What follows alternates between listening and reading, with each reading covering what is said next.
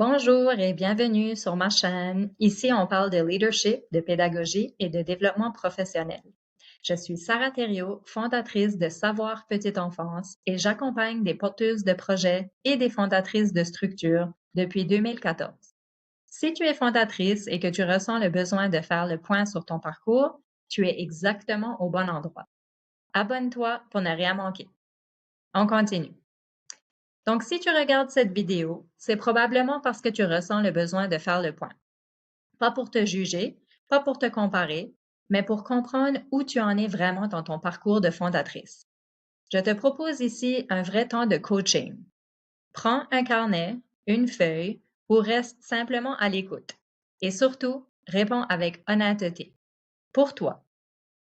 Avant de te poser des questions, j'ai envie de te partager quelque chose d'important. Je n'ai pas ouvert une structure, j'en ai ouvert plusieurs, à des moments très différents de ma vie et dans des contextes différents aussi, au Canada, puis au Maroc. Des cadres réglementaires différents, des réalités terrain différentes, des attentes des familles différentes. Et pourtant, les mêmes grandes étapes reviennent toujours. À chaque fois, ce n'était pas la même étape, pas le même besoin, pas la même posture.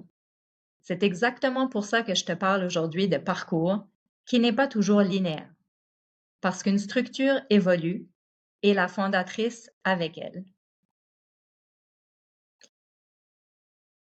On pense souvent que le plus dur quand on veut créer une structure, c'est l'ouverture.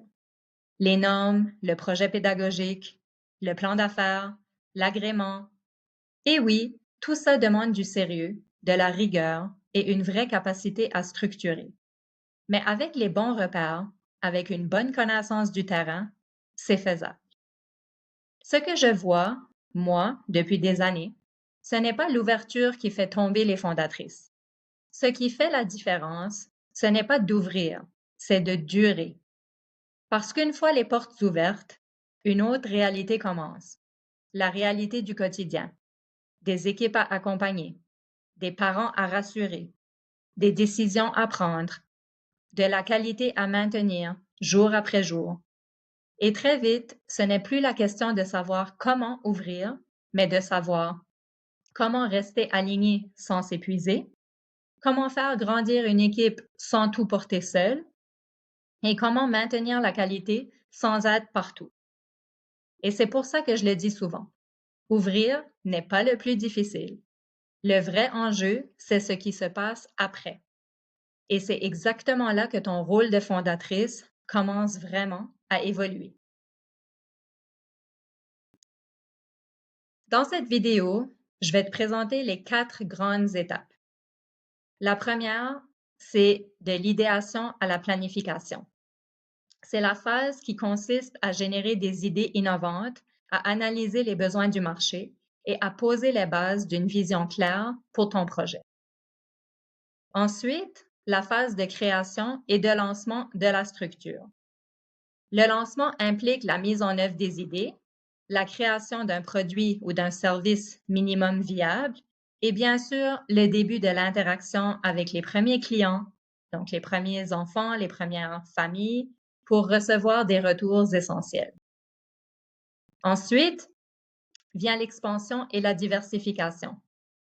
Et à ce stade, la fondatrice gère tous les aspects de l'entreprise, ce qui peut conduire à un surmenage. Et donc, il devient très important d'apprendre à déléguer et à se concentrer sur la stratégie. Et enfin, structurer pour durer et avoir de l'impact.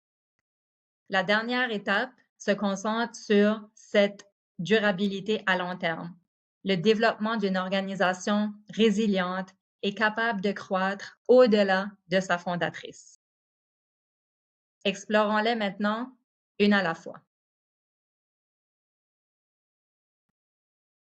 Ma toute première structure, Garderie Mimi Daycare, je l'ai ouverte en 2013, pas par ambition, mais par nécessité. Je sortais du milieu des affaires, de la banque, aucune formation en petite enfance. J'étais simplement maman. J'avais besoin d'un milieu qui corresponde à mes valeurs. Alors, je l'ai créé. À ce moment-là, j'étais clairement à l'étape 1. Répondre à un besoin réel, structurer un projet simple, avancer avec bon sens et intuition. Pas de stratégie à long terme encore, ni de vision d'expansion. Juste une réponse à une situation concrète. Plusieurs années plus tard, le contexte est différent. Un jour, le directeur de l'école où je travaillais me dit: je veux terminer mon mandat en lançant un service périscolaire. Donc, le besoin est là, la demande est là. Et moi, je lui réponds: c'est mon métier. En 2 mois, le projet pédagogique était prêt. Le plan d'affaires aussi. Les salles étaient équipées, l'équipe était recrutée. Mon service périscolaire a ouvert en janvier 2025. Là encore, on est à l'étape 1.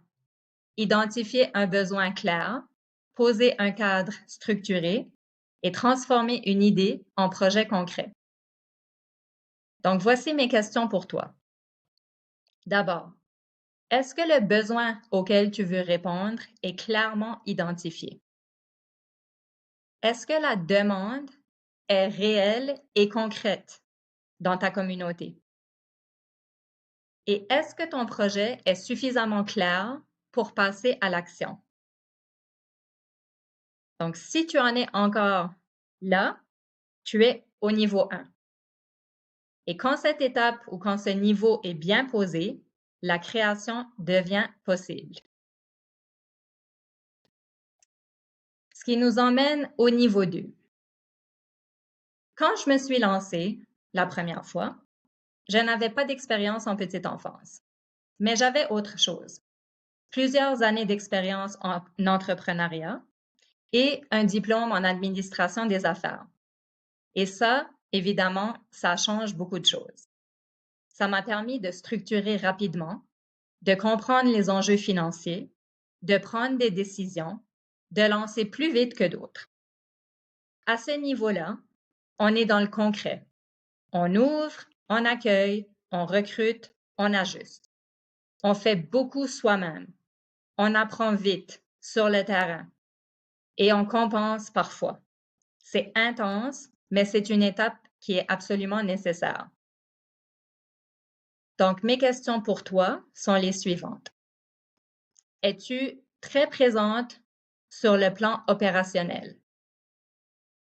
Apprends-tu encore beaucoup en faisant, en étant sur le terrain tous les jours? As-tu l'impression de porter beaucoup de choses toute seule? Et es-tu dans une phase de mise en place rapide? Si oui, tu es sans doute au niveau 2. Maintenant, quand la croissance commence,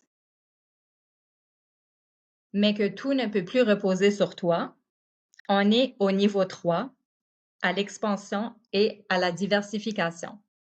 Je t'explique. Donc, une fois la structure bien établie, que la demande est là et que les familles te font confiance, il est naturel de penser croissance. On est en affaires, après tout. C'est exactement ce qui s'est passé avec mon service périscolaire. Depuis septembre, la structure évolue. De nouveaux ateliers thématiques après l'école, une offre qui s'élargit selon les besoins réels des enfants et des familles, une fréquentation stable et engagée. Et en janvier 2026, une nouvelle étape importante, l'ajout de l'accueil et de l'animation du temps du midi. Donc, très rapidement, la croissance est là. Elle est saine, elle est demandée. Mais voici la réalité importante à comprendre. À ce niveau-là, tout ne peut plus reposer sur toi. La croissance demande de la stratégie, de la clarté et surtout une relève. Ton rôle change. Tu passes de celle qui fait à celle qui structure, transmet et fait grandir. Ce n'est plus la quantité de choses que tu fais qui fait la différence, mais ta capacité à faire porter la qualité par d'autres. Alors, voici mes questions pour toi. Est-ce que la croissance repose encore surtout sur toi? As-tu du mal à déléguer sans reprendre derrière? As-tu identifié des personnes ressources dans ton équipe? Ta vision est-elle suffisamment claire pour être transmise? Si oui, tu es en plein niveau 3. Ce n'est pas un problème, c'est un moment charnière.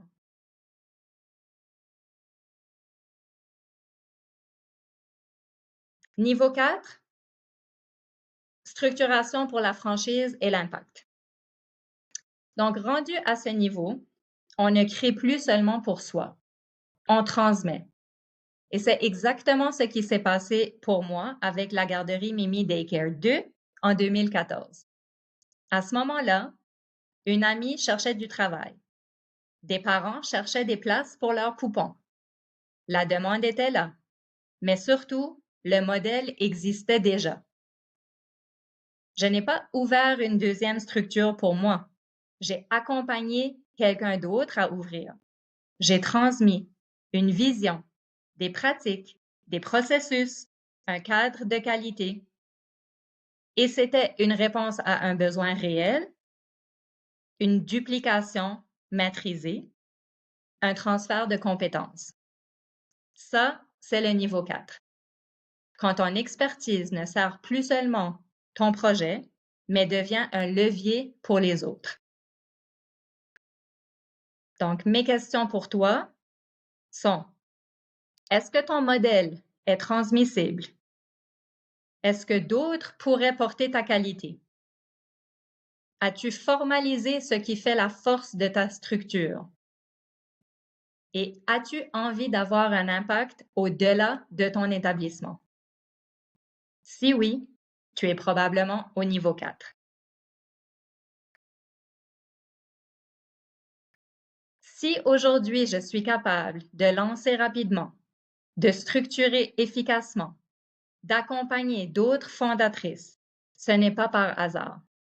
C'est parce que je suis passée par toutes les étapes. Et je ne te cache pas une chose, je prépare l'ouverture d'une autre structure très prochainement.